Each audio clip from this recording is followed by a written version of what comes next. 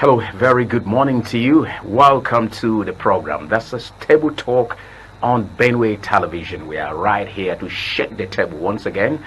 Benue is shaking, but positively with reshufflement. New appointments are reeling out almost on a daily basis. From yesterday, it's been good news from left, right, and center.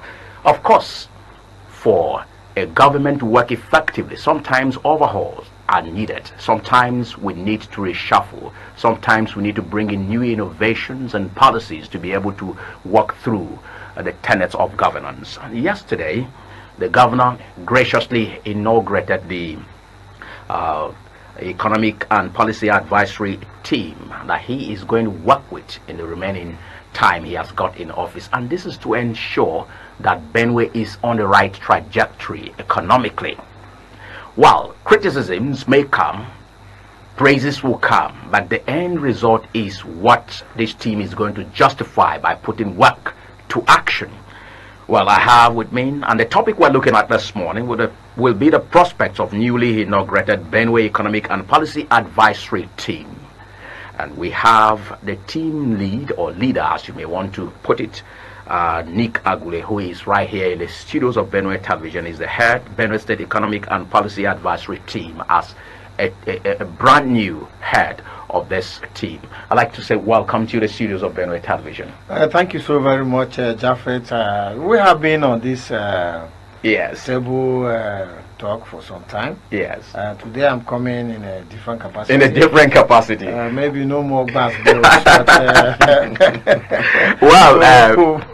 What the basketballs we were doing were very positive. Yes. And that's why positive things are coming from it. Very correct. So we'll continue. One thing I know is that you and the prof have always been saying the truth.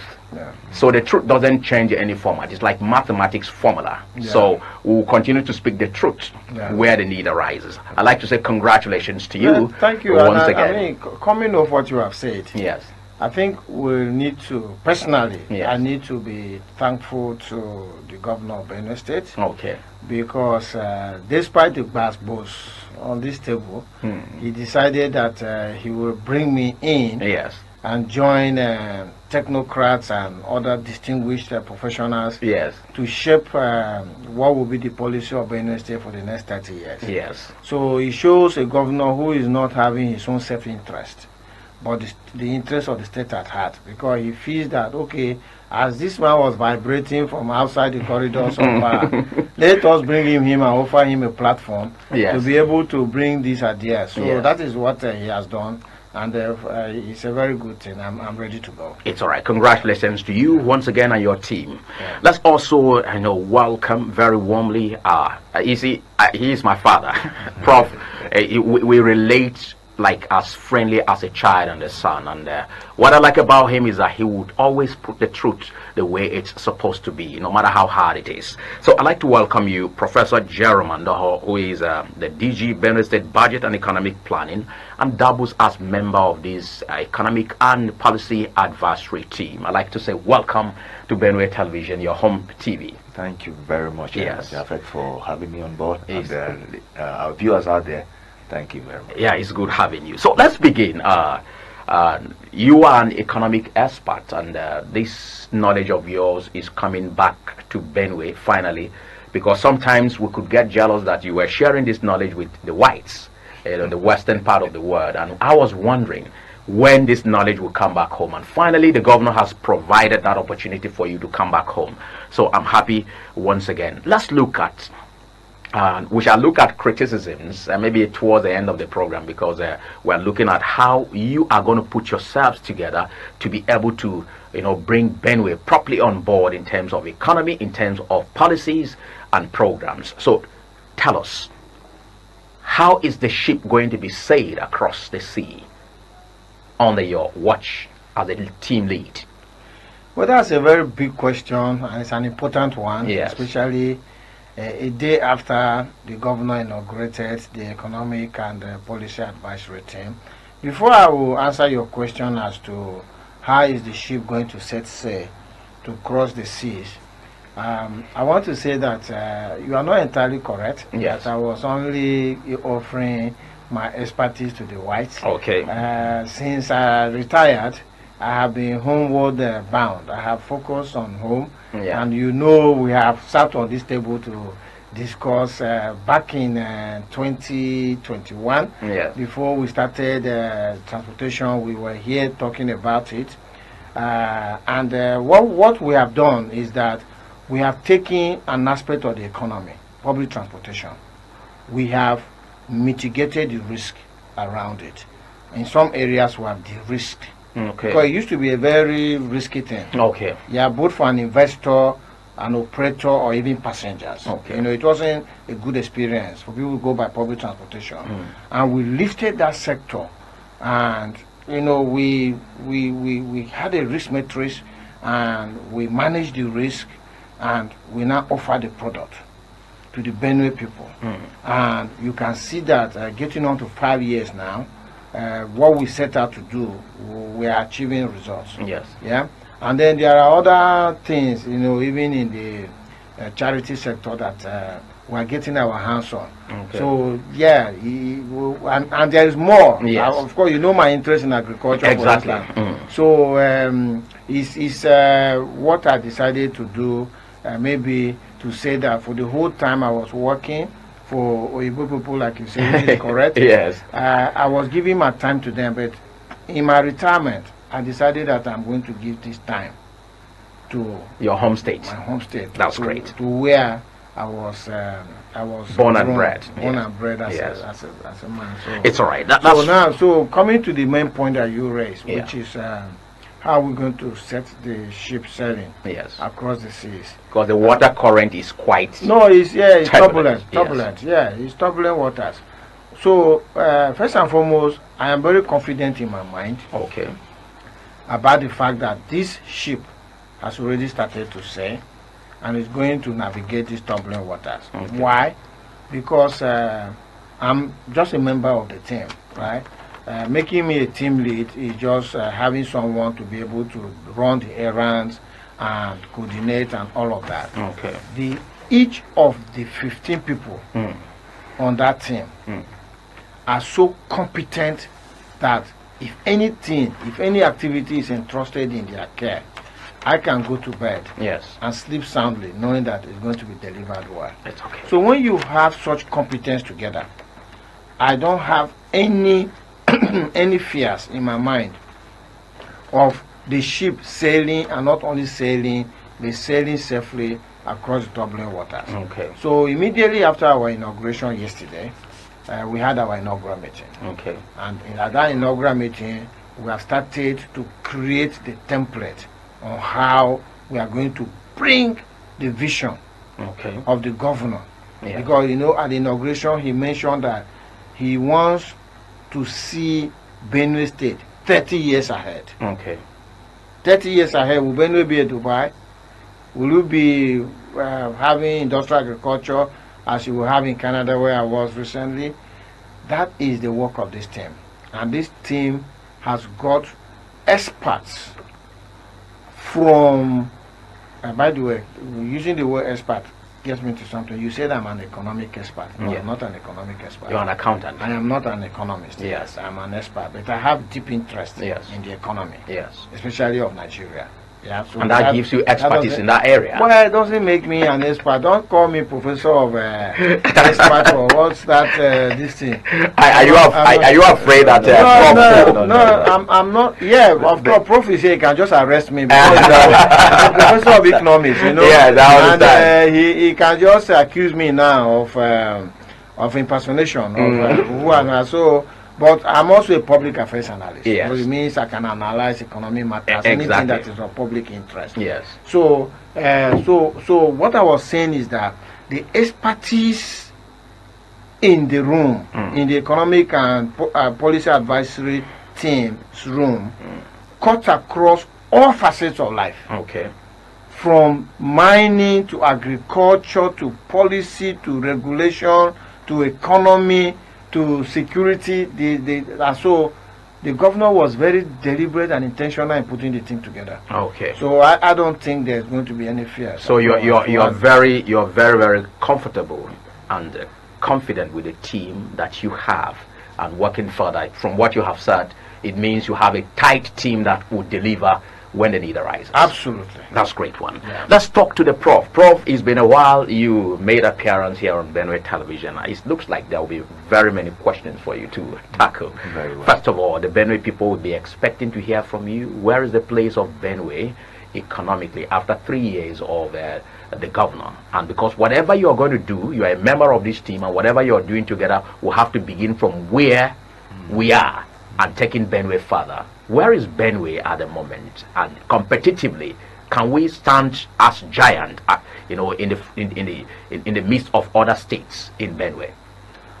Thank you, Japheth, for that question. You're welcome. Looking at the trajectory in terms of where we're coming from, Yes. we're coming from a situation whereby we made the state in a dire strait. Yes. And His Excellency, had campaigned that he was trying to do the best he could to be able to lift up the state at least to some level, and it's what he set sail and he had started. Okay. Now, if you look at our budget performances, from where we took off from, and even in terms of independent rankings of some of these assessors, if you look at it, if you look at our performance over the 3-year period, we are 69%, Okay. which I'm from the classroom. So Yes, you always give the grades. Yeah. Yes. So if somebody scores a 69, it's as good as a B grade. Yes. So that's a B plus. Yes. So which when we took over the budget that had performed at 14%. Okay. It was As low as that. As low as that, at 14%. And then if we are up to 69%, it means that... Could that mean that Benue was almost getting to a shutdown level? Or Benue had shut down. That was what it was. Because workers were not paid for a period of 10 months. Pensioners were not paid for a period of 36 months. That is 3 years. And then for workers, almost a year. So what's the clearing level now with all of this analysis that you have given? No. If you now look at in terms of even the workers, Yeah. in terms of arrears, we have just about a month now left for the arrears. Yes. Not to talk about, we have steadied the payment of salaries. Since the His Excellency took over, he has now added 1 month in terms of owing workers, and he has cleared about 9 months of that. Yes. And then we just have a month to go, which probably that too will be cleared. In terms of pensioners, almost we've cleared close to 1 year's pension for them. So they are being owed about maybe 2 years. Okay. And again, there is a plan on ground to ensure that that too will be paid. That's the remaining arrears of the 24 months. Okay. And if you look at all of this, given the infrastructural development that has been happening around the state, as at last year's ranking, Benue was the second in terms of capital investment in the whole country. Okay. Human capital development? No, infrastructural development. Okay, infrastructural development. Yeah. Okay. So if you look at that, that was a massive plus for us. So what are we looking at in terms of human capital development? Because if capital development is being handled, then we're looking at the human angle. What are we looking at? What are the prospects like? Very wonderful prospects that we're having. When you talk about human capital, looking at education, looking at health, and then looking at the extent to which livelihood have been supported. Now, if you look at in terms of education already, the governor has made sure that he has opened a new university which is up there in Hugh. That's the University of Science and Technology. Yeah. So that most of the courses that we don't have here in Benue State, and even the Agric, at least they are warehouse. Peculiar courses, wonderful courses that they have out there. And again, in terms of the first tier of education, which is the primary school level, SUBEB, has been intervening very well. We've seen the numerous infrastructure, even in terms of the recruitment of staff. At that level, about 10,000 persons we are recruited. Now, if you look at the teacher to student ratio now, it's at 1 to 20 now. Given that recruitment. But if better to before now, the students, this teacher ratio was within the neighborhood of 1 to 50. Now, but with that employment, it has dragged it down even below the agreed benchmark of 1 to 40. Now it's 1 to 20. It's okay. So which shows that at least in terms of quality, our children are beginning to receive the best quality from our teachers. And the recruitment process too was such that if you do not have, that's about 90% of them, if you don't have a leaning towards education in any of the subject matter, you are not going to get that job. Okay. Except just for very few here and one courses, especially those that have to do with mathematics and English, that, you know, even if they didn't have that lineage, you know, they were given that opportunity, because, you know, these two peculiar subjects is difficult for you, you know, to some kind of get them. And some of the sciences, that's in terms of physics and chemistry, you know. But on the whole, you know, the His Excellency has done marvelously well in terms of the educational aspect when you look at human capital. How about health? Impact project, which is a collaborative effort by the state government and the World Bank. There has been massive intervention in terms of uplifting most facilities, that is our PHCs, rehabilitating them, renovating them, and then as well as trying to see that some were even upgraded from a level 1 facility, first tier facility, to second tier facility, and some in some instances had become even comprehensive in its nature. And then there was this bond scheme that the government had also intervened in with medical students, because of the fact that if you look at one of the biggest problems we're having within that space is the issue of skilled personnel. So that too, that bond scheme by medical doctors, making sure that you retain them after training them so that they can at least come and take over these spaces. And our teaching hospital, which is at the tertiary level, you know, massive work has been done there. It's like a one-stop shop. If you go there, it's like a maker of Benue. You know, a lot of jobs were given out to people out there. So was it with the facilities that were upgraded, that you have a lot of people now flourishing within that. That notwithstanding, the government again had tried to see how they can take up a facility, the teaching, I mean the general hospital in Vandikia, to turn it into another tertiary entity. And the essence was to try to see how this university that has been created with time, you know, that too can serve possibly, you know, as some kind of maybe teaching hospital for that university. So these are all plans that the government have done. Now, if you look at in terms of independent ranking, you know, before then, let me just mention that in terms of livelihood support, which is another aspect of a human capital development, the government used the NG Cares program, whereby, you know, a lot of beneficiaries came out from that program, which in totality it came to close to about 500,000, both direct and indirect beneficiaries that benefited from that program. So that was also reaching out to our rural people in terms of SMEs and in terms of maybe individual cash transfers. Now let's look at the issue of the ranking, which is the independent assessment. You know, before we took over government, most independent assessors, you know, all of them have their different criteria. You know, they had, for Benue State, we were always either 35th out of 36 or 36th out of 36 at the lowest ebb of the ranking. But when we took over budget now, in terms of transparency and fiscal management of issues, they have rated us first amongst the 9, given even the recent ranking. First amongst the 9. We are among the 9 states that have been able to get a perfect score on that. Now, though there are some other rankings from other independent assessors that have rated us maybe 23rd, some 27, but all that shows 26, sorry, and all that shows that there is an improvement, you know, looking at the trajectory based on what we had. Very well then. Now, Nick, you have just heard, you know, this is someone who has been steering the ship before. You have been graciously asked to come and, you know, take it from there. Now, let's take a look at it. From what he said, I became afraid, because it shows in traffic, you know, signals, red means you are at a stopping point, yellow is you are to wait, green means you are taking off. Now, they met the economy at a red level. That was the traffic of the economy in the state. Now, from what I have seen clearly, we have come to a yellow state, and we're already looking greenish. I want you to use this indices he has been able to reel out here. Where precisely do you intend to take up from? Is it agri? Because you mentioned agri here. Where do you think we can start to be able to boost the entire economy of Benue, the other areas? That's a very important question. Yes.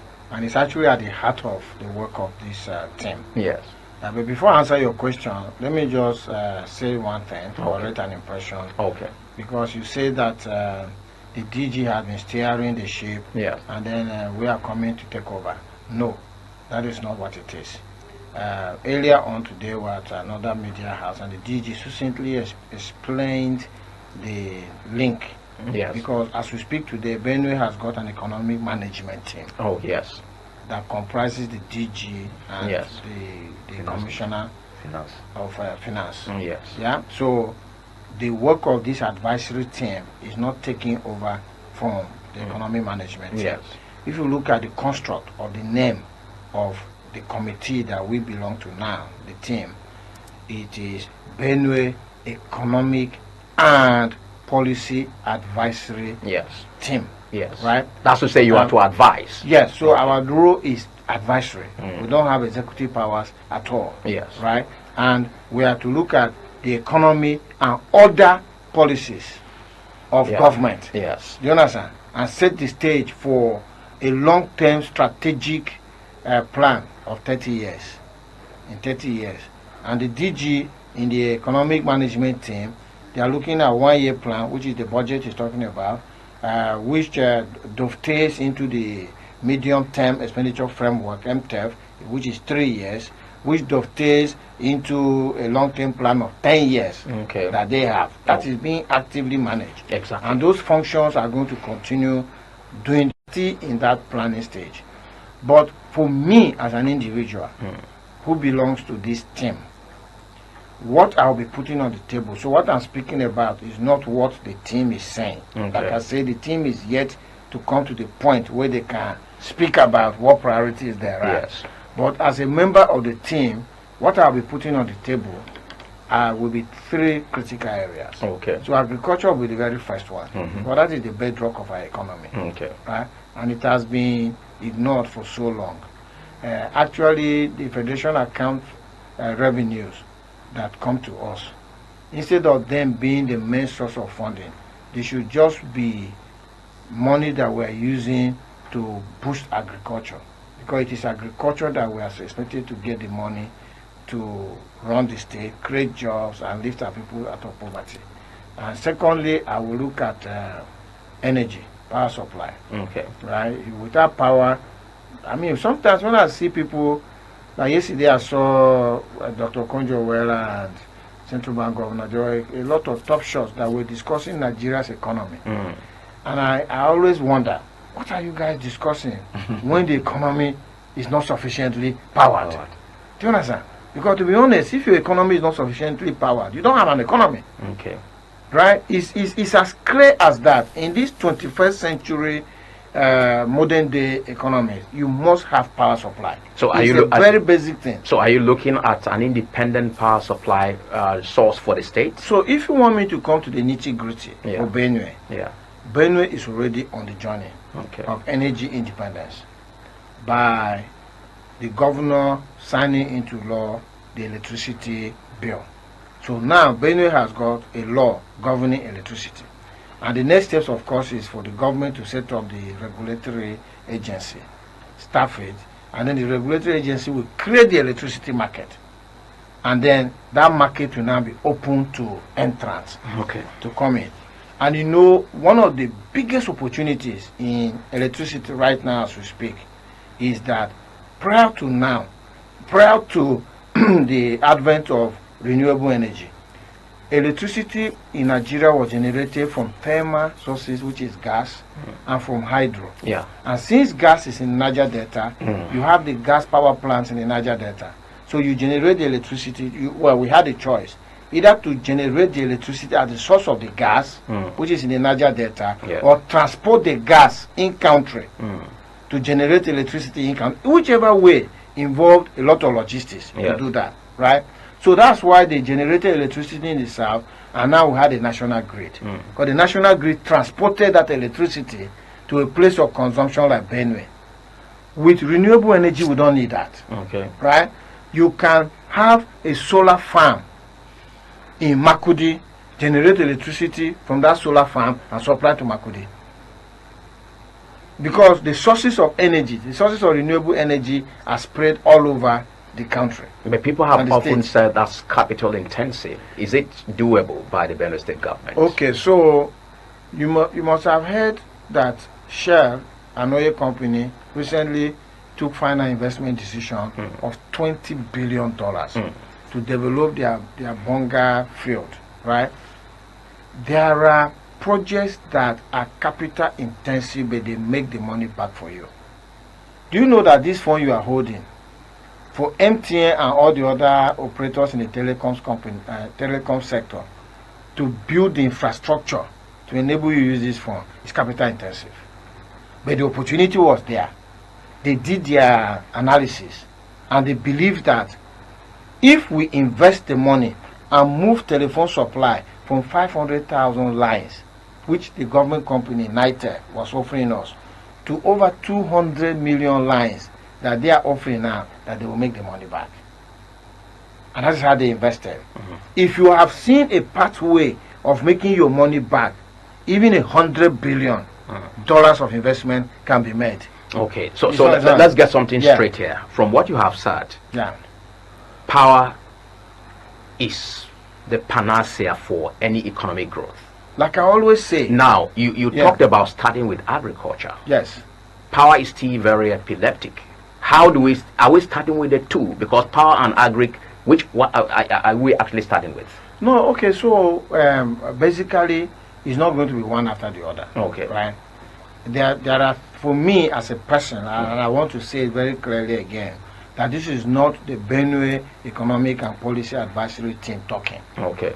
We haven't got to the point. Yeah, now it's your opinion. It's me, my own opinion, and these are my priority areas that I want to put inside the team's work, because these are areas that I've been passionate about, which we have discussed for a long time. Yeah, exactly. So it's going to be agriculture, it's going to be energy, which is specifically power supply, even though there are other energy sources, right? Like gas utilization, and then it's going to be technology, right? Benue State should not just be consuming technology. We should evolve into producing technology. Because you're on this phone now, the phone is running on an operating system. And on the phone you have apps. You have like Google, you have all of these things. Yeah. These things are being developed and built elsewhere. And we were just consuming it. So we need to get Benue to a place where we can become a hub, an incubation hub for technology, where software that is designed and developed here in Benue is being consumed globally. Because the world as we speak today, the top 10 most valuable companies, by the way, you know that companies are now valued in the trillions of dollars. Okay. They have reached the $1 trillion mark. Yeah, the likes of Nvidia and Apple and all, they've hit the $1 trillion mark, right? Of the 10 most valuable companies in the world, 9 of them are tech companies. And Benue needs to jump onto that trend. Okay. So for me, this will be the 3 priority areas, and they are all linked, right? Yeah. Because agriculture is the primary industry, but you need power supply to deal with harvest. After you have harvested, you need to process. You need to, keep the harvest safe, and you need power supply to do that. And for you to do all of that, you need technology. Even in the power supply, you need technology. In the farms, you need technology. So that is the link, and we don't have to do it one after the other. Okay. We can start small and grow it, right? Okay. So we can start 3 agro centers. Yes. 1 local government per senatorial district, and grow it.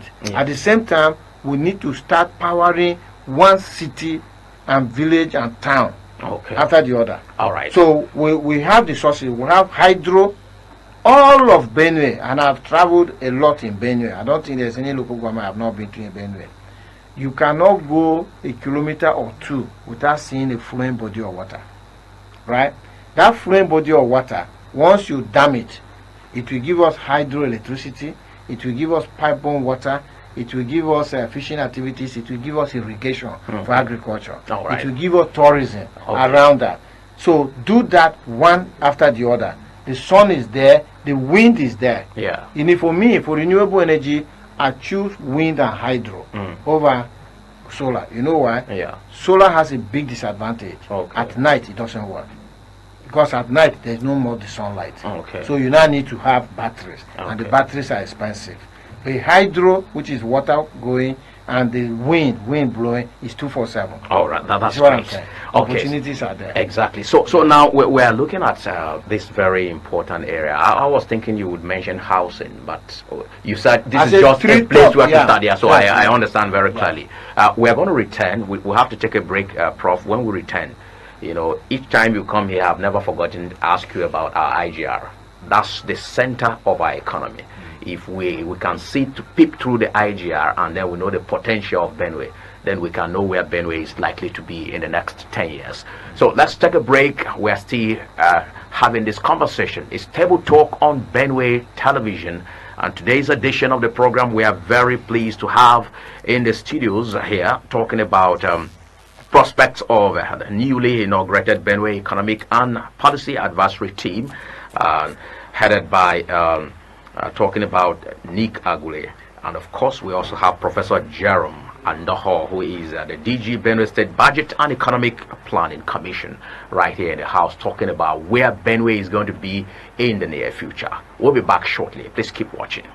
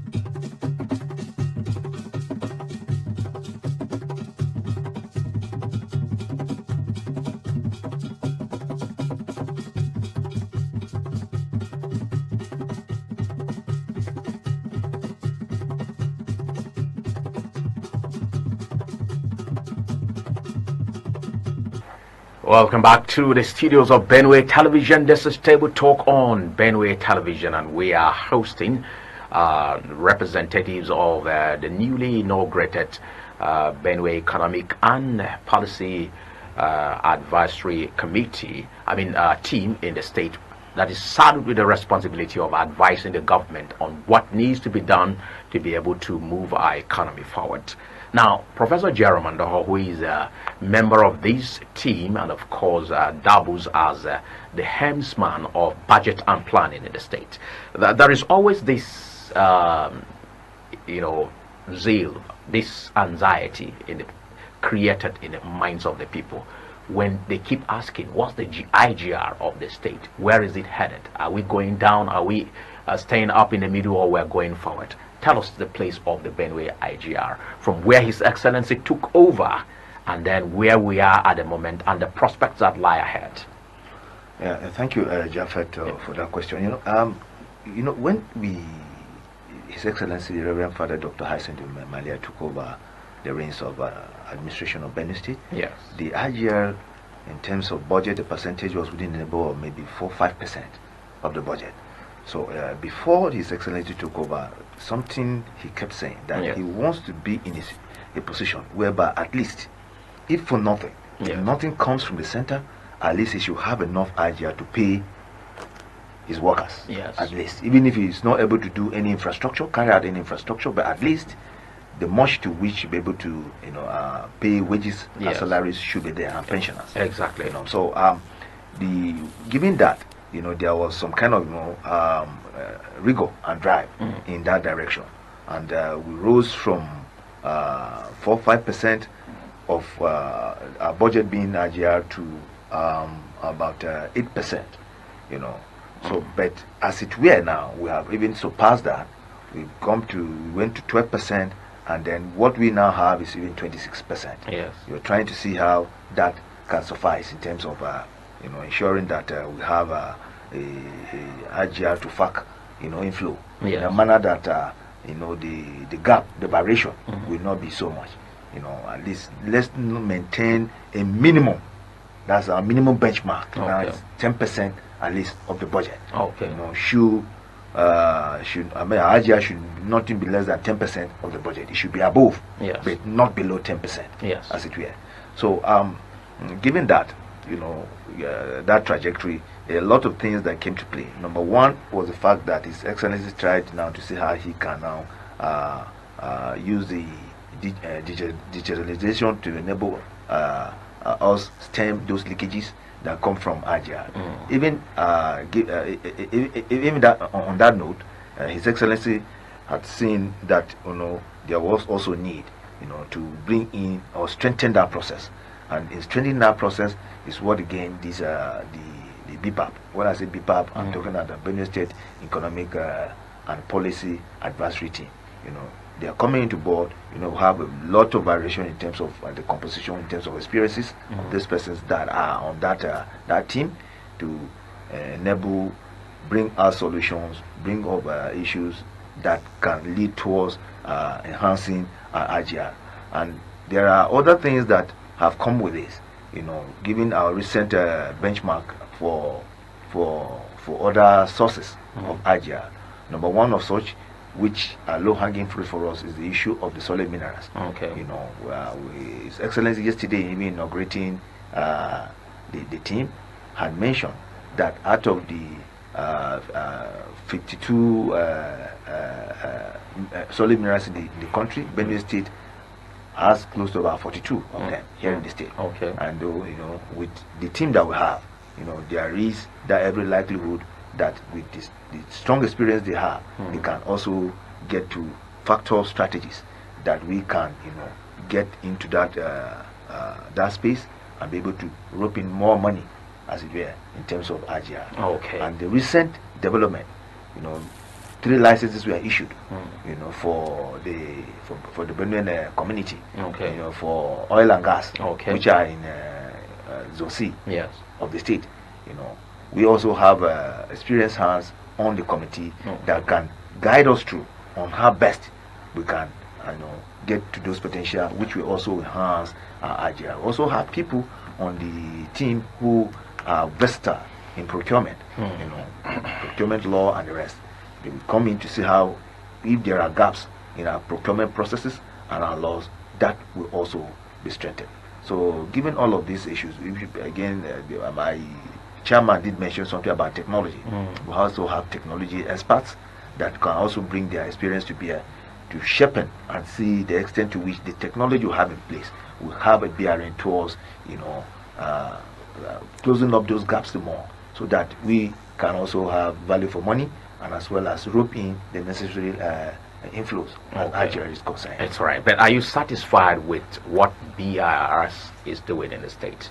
The Board of Internal Revenue Service, are you sure of how they are combing the state to get some monies for the state to flourish in terms of finances? Because we need money to be able to run most of what we have put in place. Yeah. Remember, we have Bensono factory is running now. We have Tarakumi is based on what His Excellency has said in 3 months is going to, take off.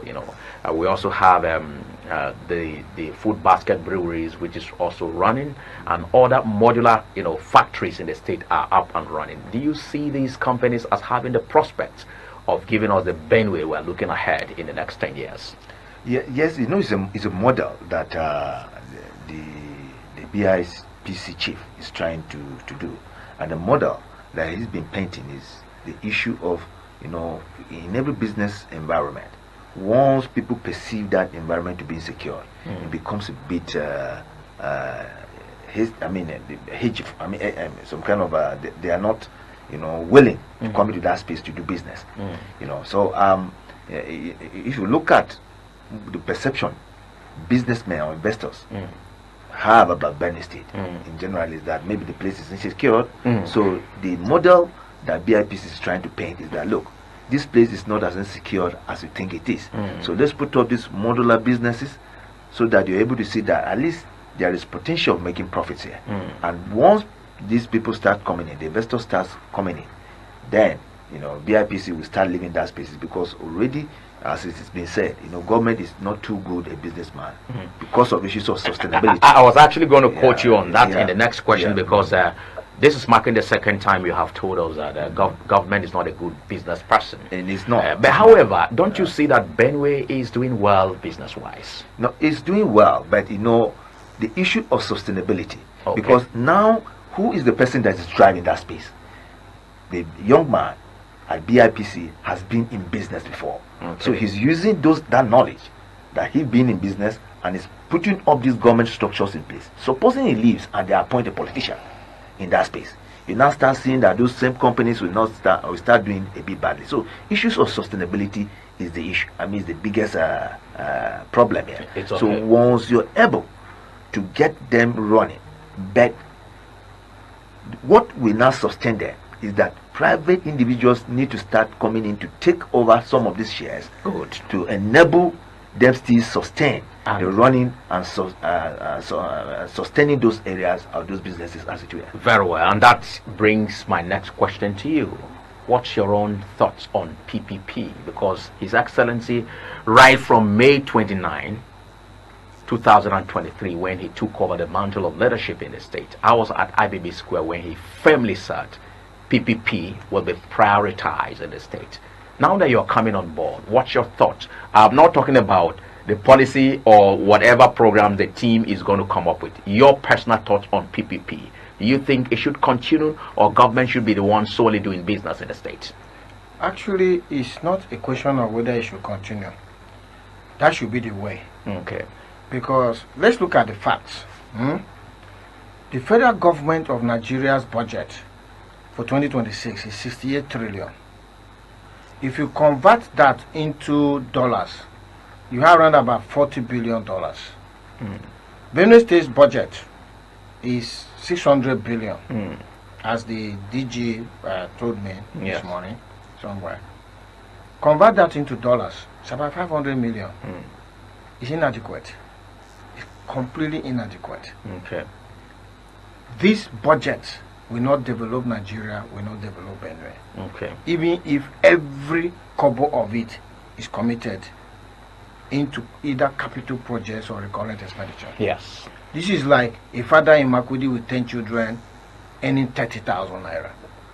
It's impossible. So what we need to do is to open the space for the private sector to bring in their money. Because gone are the days when money was in government coffers. Money now is in the hands of the private sector. Just look at the fact that we have 4 refineries that we couldn't run, and Dangote came and built a $20 billion refinery. Yes. So I keep asking, Right. If an individual could do this, Yes.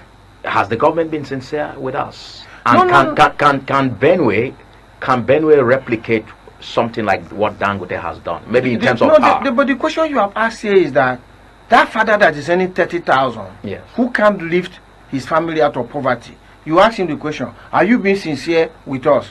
It's not about sincerity. Okay. He doesn't have the resources. Okay. Do you understand? Yes. So, as he doesn't have the resources, there's absolutely nothing he can do for his family. Yes. So, what are we saying? What we're saying is that in the 21st century modern day economies of the world, is the private sector that is leading economies. Okay. And government's job is to create the enabling environment, to offer the regulation, and to ensure that these companies are paying their fair amount of taxes, which they then use to provide social services.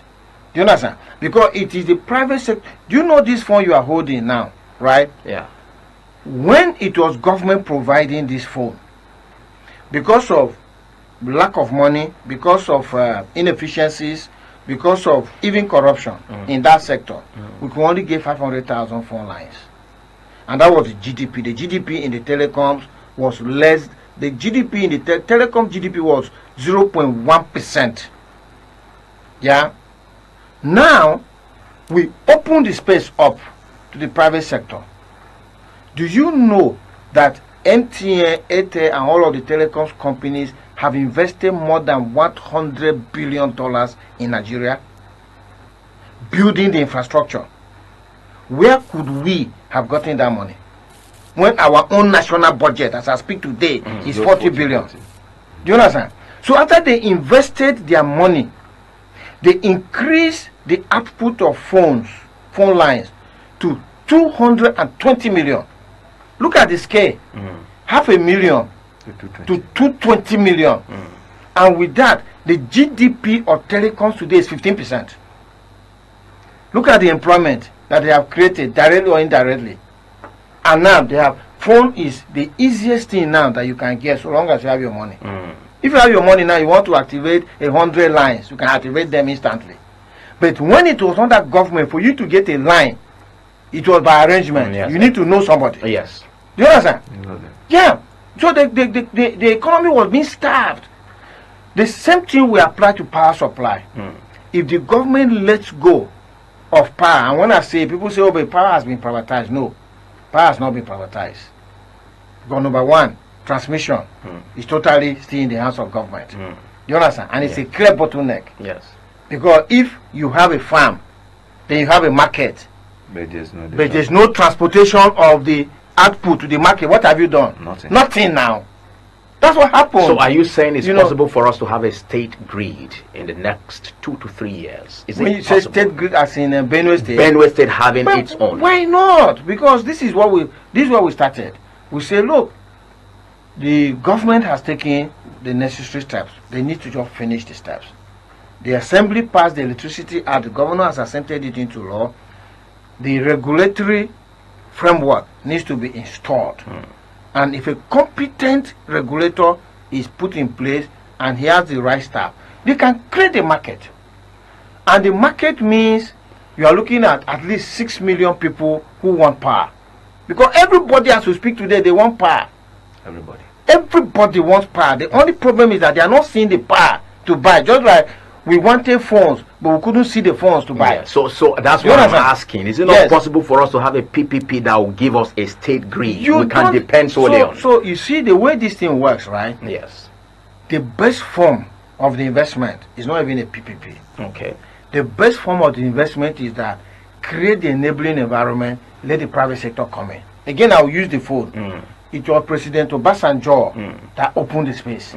Once we opened the space and we had the telecoms privatization done, these people brought in their money. This money that they brought in is not a loan. It's not on any balance sheet of government. It is not a PPP. Government has not put money inside.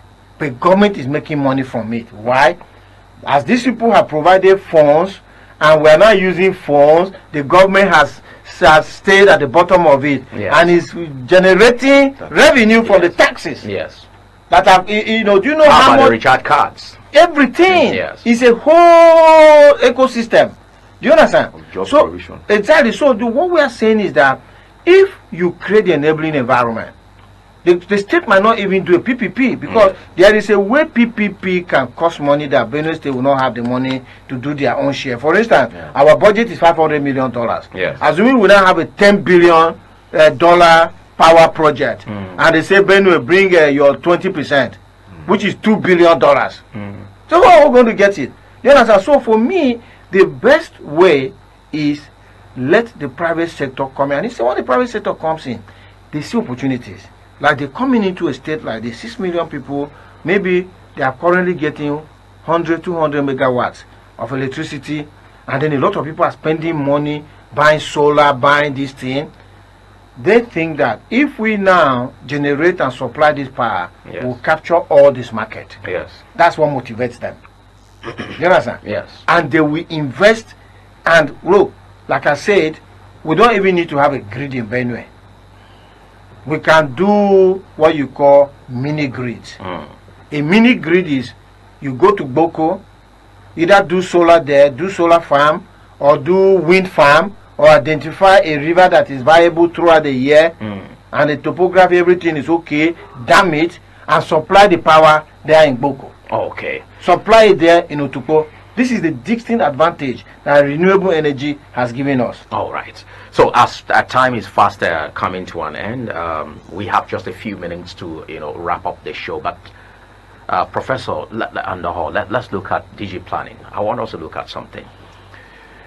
You have said there are several ways we can generate money for the state. In terms of solid minerals, remember that Benue ranks as one of the highest in the country. We have over 30 solid minerals lying beneath the surface of the earth where we are seated.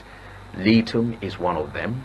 We have cement in abundance and several others. Now, what are we doing in terms of having a state a production plant for cement? Dangote cement factory cannot give us all that we need. We are buying it at a very exorbitant rate, even higher than other states. I don't know whether because of the tax we take from him, I do not know. Then we also have some miners in the bush who are taking away our treasures, stealing it, rather than we harnessing that to bring this to money. We discovered cement in Igumale, and all of this put together. The question is, can't we begin to do the exploration by ourselves as a state? Yeah, thank you very much. There is every possibility of doing that by ourselves, yes. But again, based on what my chairman did highlighted much earlier, sometimes this has to do with the capital-intensive nature of some of these implements, which, like he had rightly alluded to, if the space is open, you now have people who will now come in naturally to do this thing with the right processes. They will do it, and again, the government will stand beneficial in terms of taxes that will be collected from them. But that also said, a process has also been put in place to see where, at least as a state, we could start also being, apart from being a regulator, we can also be a participant in that. That is by setting up the SPV in terms of the geomining company.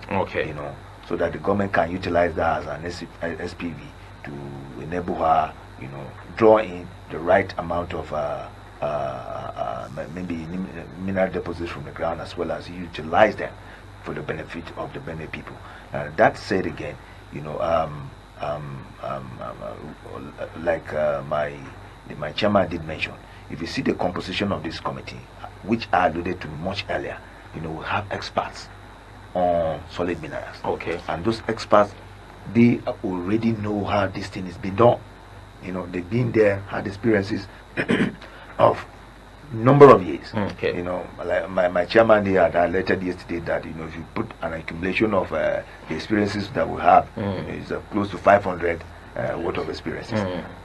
That aside, we are also looking at providing a website that anybody who has an idea in any particular endeavor that wants to throw it to the committee, they can drop their comments there. They can drop whatever, even proposals on how best to run this thing, so that we can also be looking at it, taking them down, bringing it, and then looking through them, seeing how, that can also strengthen the work of the BEPAT. And then when I say BEPAT, I mean the Benue State Economic and policy and advisory team. That's the acronym. That's the acronym. The BEPAT, Yeah. It's formulated in nice. It's okay. That's a very nice one. It's okay. That's fine. And so I'll give you a few seconds to talk to us. After talking about all of these things, something threatens it. Security. Yeah. You're not in the position to speak for the Inspector General, neither are you in the position to speak for the Commissioner of Police in the state or any security formation. But as you plan economically, security has to be put, in the front burner, because without it, we cannot have all of these things done. I'll have your thoughts briefly on that, maybe 1 minute, and then I'll wrap up with what are you looking at collaboratively? State police is coming very soon. Very well. You intend to leverage that, or you have to look inwards to be able to, guide these policies? These policies must be protected by good security system. What do you think? Yeah, you just briefly. You just rightly mentioned one, so I don't need to go through that lane again. Since you already. Then you pay me for helping to, for helping to give you an answer to that. Yes. So the state police is also one. Yes. But again, the state police, the way it's been structured, is going to go to the kindred level. Yes. So for you to be recruited within that particular kindred, the people within that area need to know in terms of the traditional ruler, as well as maybe a pastor and a man, which needs to sign on your form, and then you'll be picked as a representative of the state police in that particular kindred. Everybody knows you around. So that is one form of security. Yes. The other form of security, chairman already Yeah. said that, look, we are in the area of technology. There are drones. Okay. He talked about a command center. Okay. There needs for us to put in a command center that will utilize drones to enable us at least look through the state. Yes. He did mention something at another forum which is quite apt. The issue of this code, that's emergency codes. Okay. Whereby people can now have a centralized exactly. So once there's system. exactly. So once there's a problem elsewhere, you quickly can do that. Okay. The final issue in terms of security is the issue of what also he did say. Okay. Security has to do with poverty level. Okay. So once you're able to mitigate the extent to which, or decimate the extent to which poverty exists within the community, definitely you now start seeing that those bad eggs will now have something to do that can enhance their livelihood. So at least they will not take that route. Yes. Of getting to that. Yes. I can tell you boastfully that Finland has been one of the most peaceful countries in the world. Does not have one single gun. The prisons have been donated for some other operations because there is no one to prosecute. Yeah. We're looking forward to having such a Benue. Now, finally, because time is not on our side, kindly speak to us as the leader of this team. What do you intend to do differently? Let's look at briefly what you intend to come up with that Benue will point to. That look, we have an economic team now that is different from what we have had ever in the past. Just briefly. Yeah, so I understand. Before I say that, if you give me half a minute, I will just add to what the DG has said in terms of security. There has been positive development in security. Yes. You will discover that this Makudi where we're sitting now has got the division level of the military, the tri-service. All three of them have division level commands in Makudi. So the Air Force started with the Tactical Air Command, the Navy came in with Special Forces Command, and the Army has now come in with which division?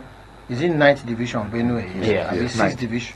Yeah, 6 is Port Harcourt, so maybe 9th or 10th, maybe 5th. I think we are 5th Division. 5th Division, yes. Yeah, of the Army is now here. And yesterday, the Chief of Army Staff announced a brigade in Boko. Yes.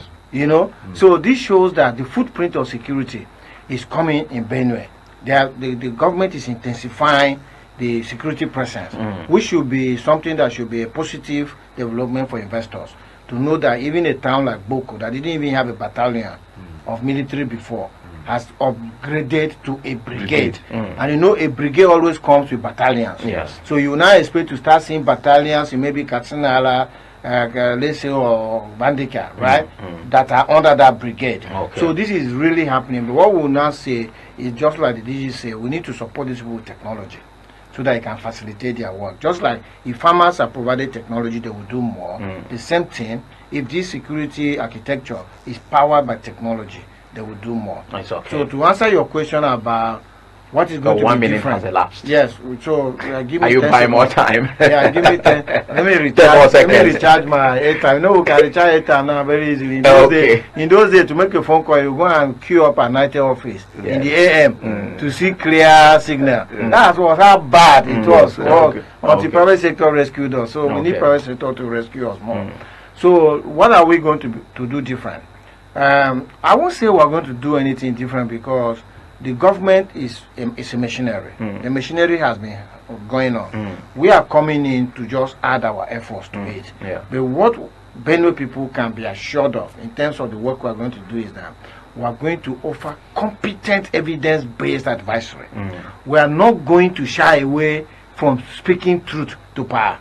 We are going to look at the issues as they are, analyze them, and put a way forward. All right. And no matter how uncomfortable that way forward can be, trust us, Benue people, that we are going to put it on the table. It's all right. And the decision on whether it will be adopted, applied, or implemented will be left for the executives. It's all right. I want to say thank you very much. I wanted to go as far as asking you about people started posting your voters card yesterday, and I asked whether you were giving the chairman of INEC or something, but I wouldn't want you to respond to that. No, it's a very important one. I need to respond to. So you see, then I give you 3 seconds. Yeah, give me 3 seconds. Yesterday, we did a response.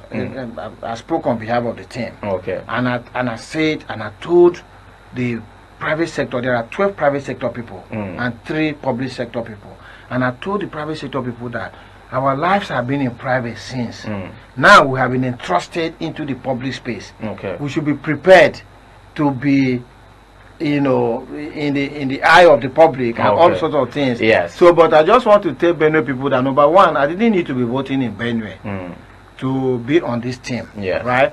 But secondly, I'm actually voting in Benue. The people who went to pick my voter's card, I'm the one that posted the voter's card online.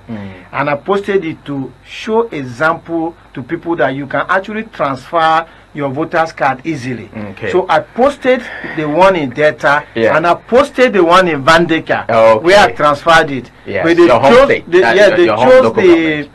chose the one in Delta and said that I'm not voting in Benue. But those who follow me on social media, and I'm sure those who pick my voters card, saw that I ran live field from Vandeka during the election. All right, that's I was running live Facebook field. Yes. When we were at the polling unit. Exactly.